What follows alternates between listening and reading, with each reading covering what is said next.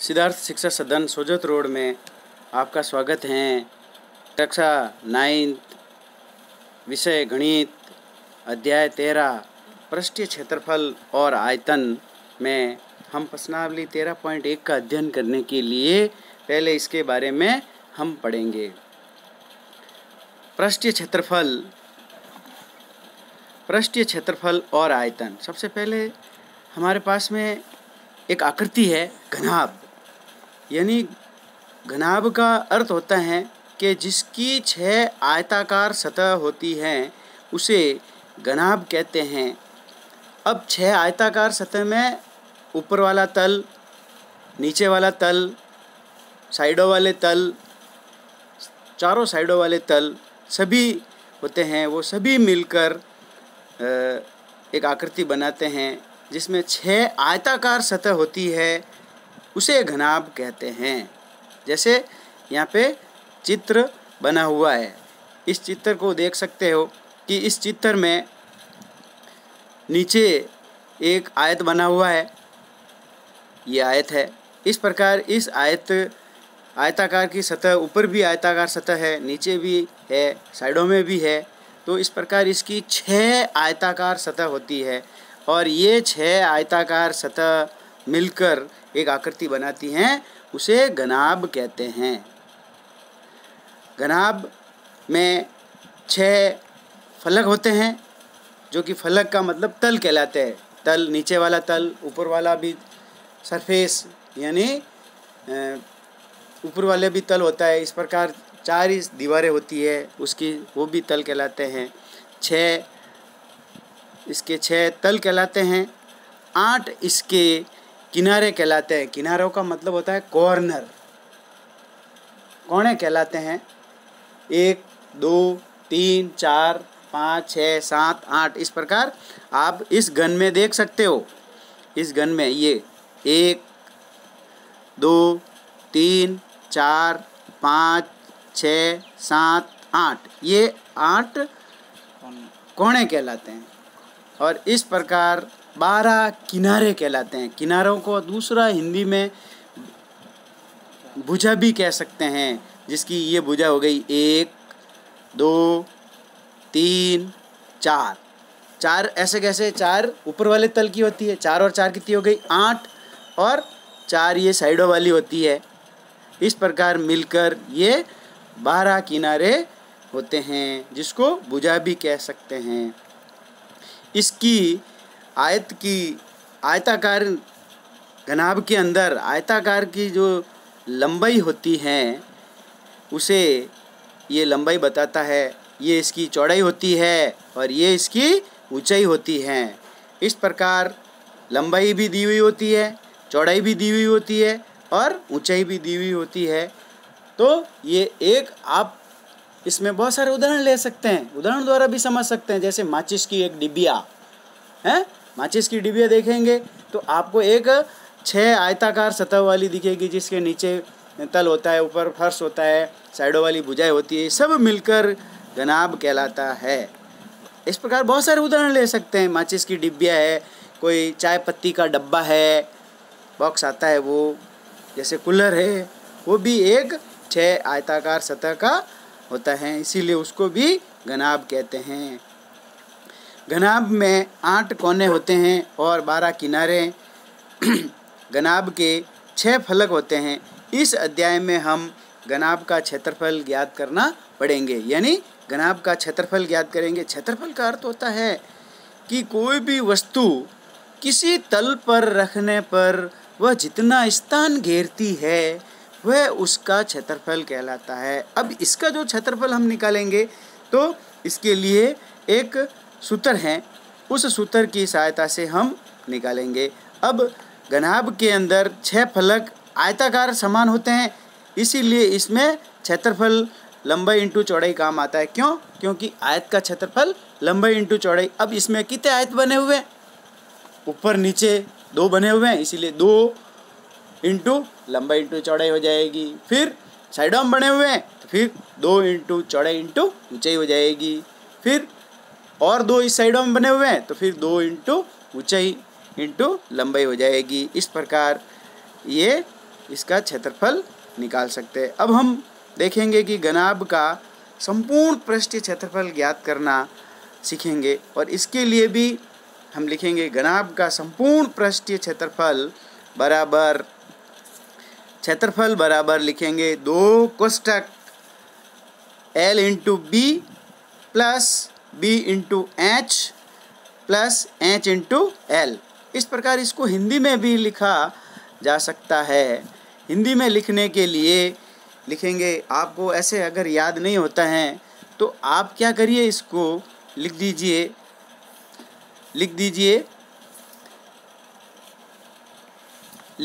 लंबाई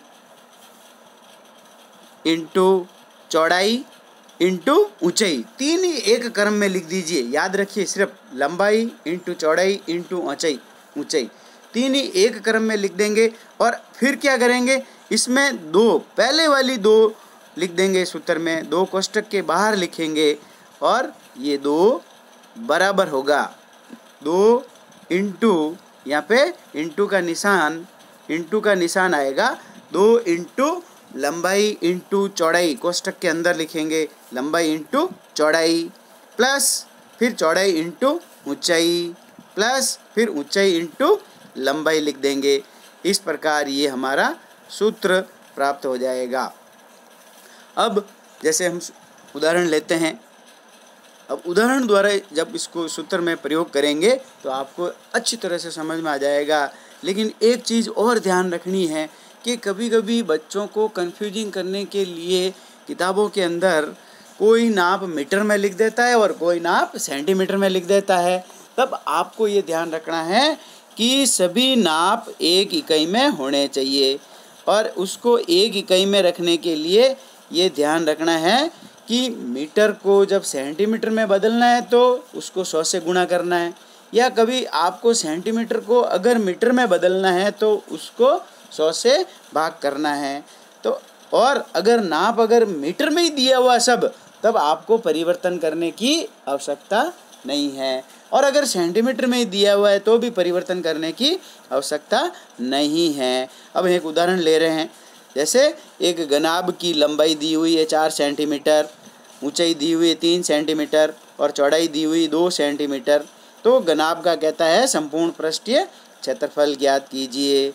तो इसका क्षेत्रफल ज्ञात करने के लिए वही हम लिखेंगे, घनाभ का संपूर्ण पृष्ठीय क्षेत्रफल बराबर 2 कोष्ठक लंबाई इंटू चौड़ाई प्लस चौड़ाई इंटू ऊंचाई प्लस ऊंचाई इंटू लंबाई।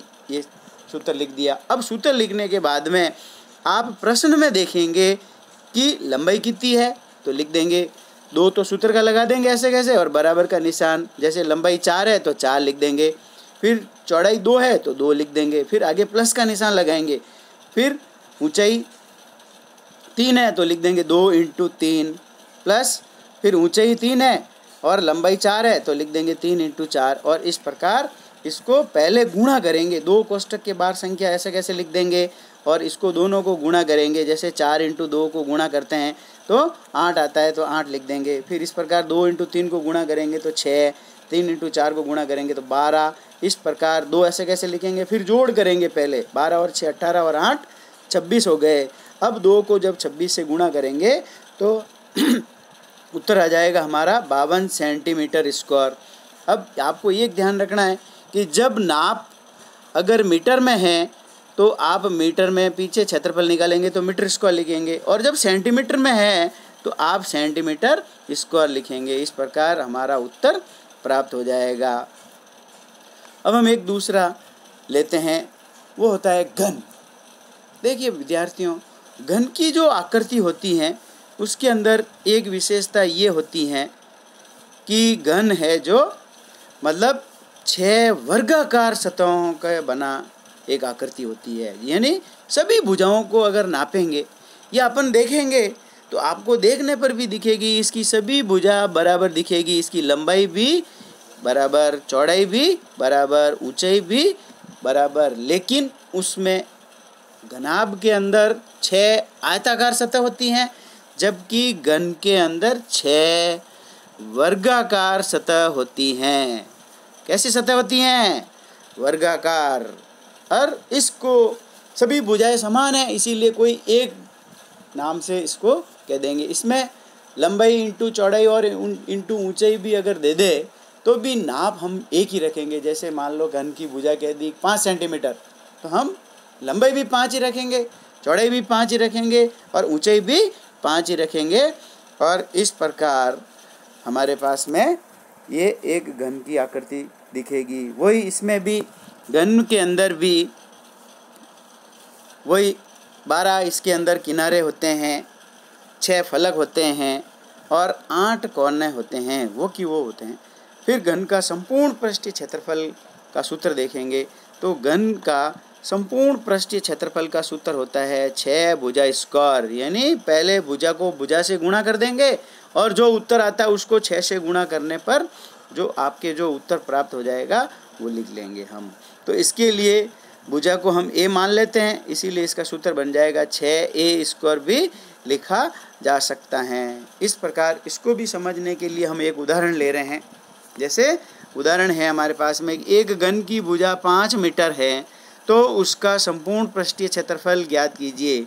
यानी घन का संपूर्ण पृष्ठीय क्षेत्रफल का सूत्र लिखेंगे 6 कोष्टक भुजा स्क्वायर भी लिख सकते हो और इसको 6a स्क्वायर भी लिख सकते हो। अब 6 तो ऐसे कैसे लिख देंगे और भुजा की जगह पे लिख देंगे 5 का स्क्वायर। अब इसको हल करेंगे तो 6 ऐसे कैसे और 5 को 5 से गुणा कर दिया तो आ गया 25, 25 को 6 से गुणा करा तो आ गया 150 मीटर स्क्वायर। और इस प्रकार हमारे पास में घन का संपूर्ण पृष्ठीय क्षेत्रफल प्राप्त हो गया। इकाई विशेष लिखनी जरूरी है, अगर इकाई नहीं लिखते हो तो आपका सवाल आधा अधूरा माना जाता है।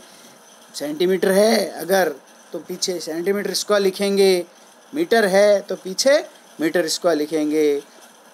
इस प्रकार एक उदाहरण लेते हैं। हमीद ने अपने घर के लिए ढक्कन वाली एक घनाकार पानी की टंकी बनवाई जिसकी प्रत्येक बाहरी किनारा 1.5 मीटर लंबा है। वह इस टंकी के बाहरी पृष्ठ पर तली को छोड़ते हुए 25 सेंटीमीटर भुजा वाली वर्गाकार टाइलें लगाता है। तो देखिए टाइलों की लागत 360 रुपये प्रति दर्जन है, तो टाइल लगवाने का खर्चा ज्ञात कीजिए। तो सबसे पहले इसमें पता करेंगे हम कि हमीद 5 बाहरी फलकों पर टाइल लगवाता है। क्यों?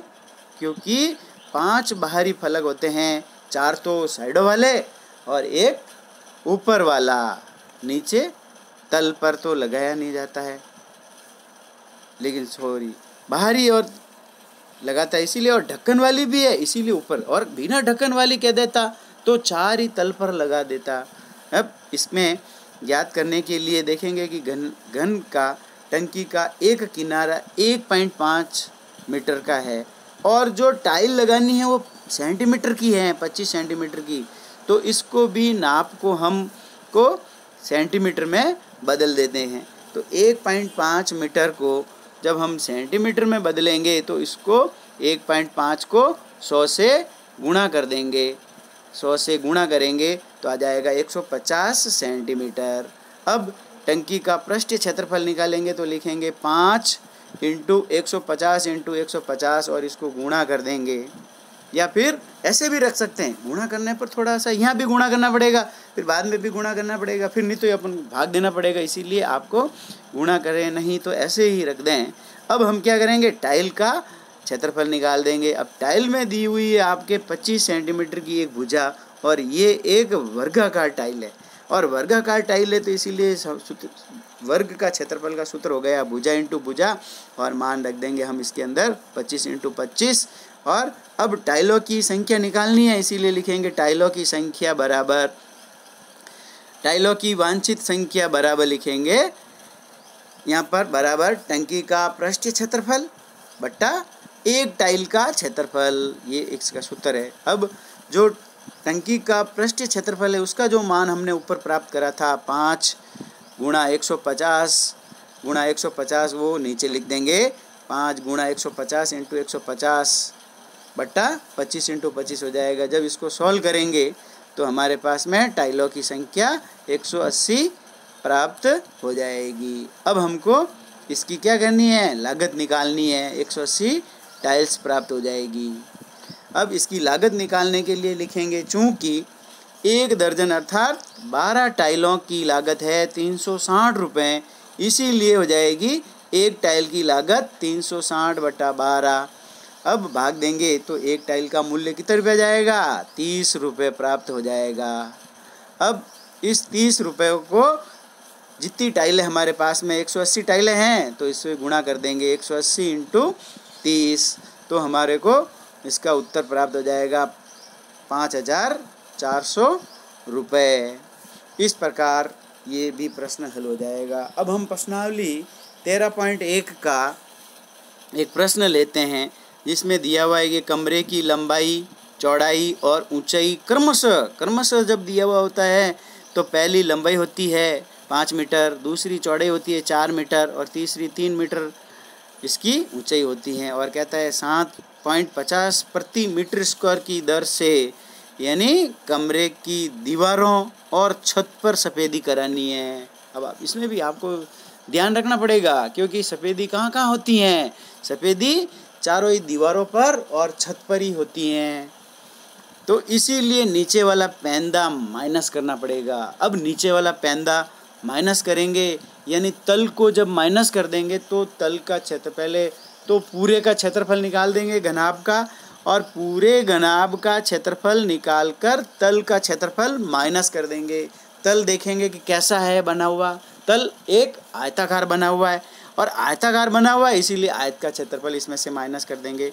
फिर हम सूत्र लगाएंगे,